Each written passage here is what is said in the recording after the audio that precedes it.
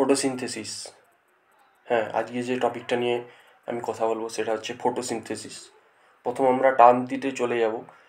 Photosynthesis, photo এবং synthesis. Photo অর্থাৎ আলো এবং সিনথেসিস মানে সংশ্লেষ।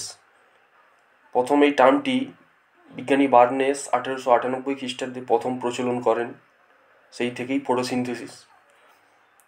আচ্ছা, ফটোসিনথেসিস কোথায় ঘটে? এটি সবুজ উদ্ভিদের পাতার মেসোফিল কলায় যে ক্লোরোপ্লাস্ট থাকে সেই ক্লোরোপ্লাস্ট অংশেই ফটোসিনথেসিস ঘটে। বেসিক্যালি কি হয় ফটোসিনথেসিসে? সবুজ উদ্ভিদ কি করে না মূলরোম দ্বারা মাটি থেকে জল শোষণ করে, যেটা মূল এবং কাণ্ডের জাইলেম বাহিকার মধ্য দিয়ে কি হয় পাতার মেসোফিল কলায় এসে পৌঁছয়, এবং পত্ররন্ধ্রের মাধ্যমে কি করে বাতাসের যে কার্বন ডাইঅক্সাইড সেটি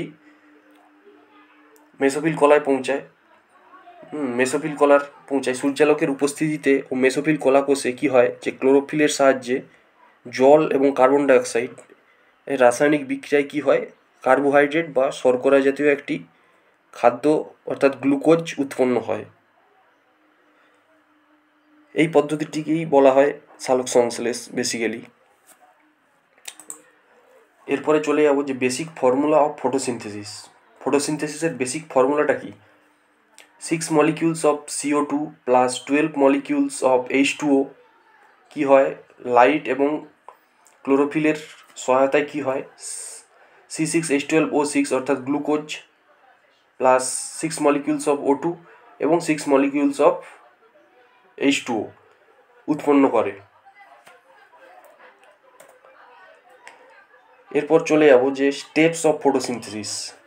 ফটোসিনথেসিসের দুটো ভাইটাল স্টেপস হচ্ছে লাইট রিঅ্যাকশান এবং ডার্ক রিঅ্যাকশান।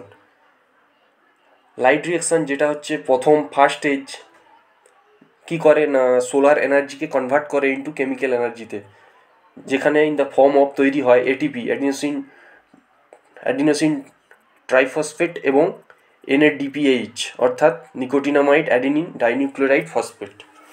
এটা কোথায় ঘটে এই লাইট রিঅ্যাকশানটা? এটা ঘটে ক্লোরোপ্লাস্টের গ্রানা অংশে।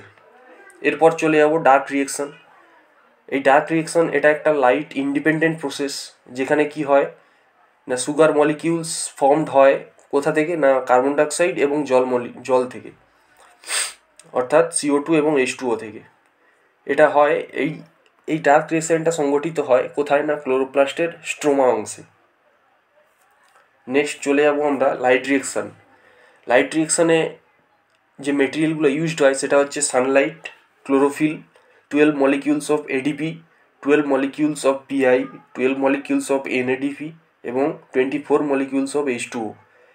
এবং প্রোডাক্ট হিসেবে যেটা আমরা পেয়ে থাকি সেটা হচ্ছে 12 molecules of ATP, 12 molecules of NADPH, 12 molecules of H2O এবং 6 molecules of O2। সেম আমরা ডার্ক রিঅ্যাকশানের ক্ষেত্রেও চলে যাব।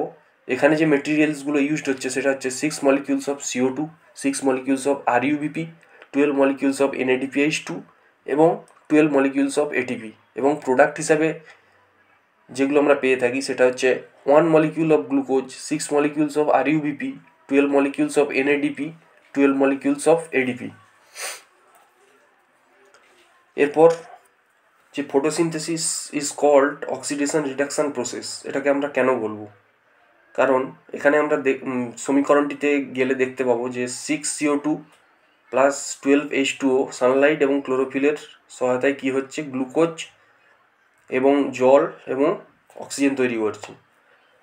সো CO2 কী হচ্ছে এখানে রিডাকশান হচ্ছে, CO2 রিডাক্সড হয়ে কী হচ্ছে যে গ্লুকোজ তৈরি করছে, এবং H2O কী হচ্ছে এখানে